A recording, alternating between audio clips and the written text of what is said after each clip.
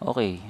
So, dito naman, ituturo ko naman kung paano mag-transfer ng Bitcoin mo papunta sa iyong coins.ph. For example, mag-e-encash ka na, okay?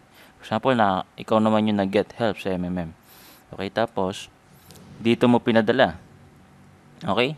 Assuming na may laman na tong blockchain account mo, ang next na gagawin mo is mag-send money. So, parang ganun lang din kung paano ka tumulong nung una. Okay, so send money. Okay.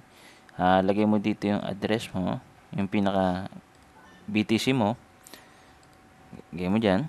And then, yung Bitcoin address, papunta sa coins.ph mo. Okay? So, ito yung kukunin mo yan.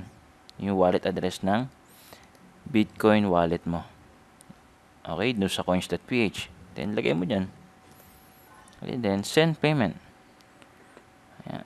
Pagka-click mo na send payment, mapupunta na yan dito sa coins.ph account mo.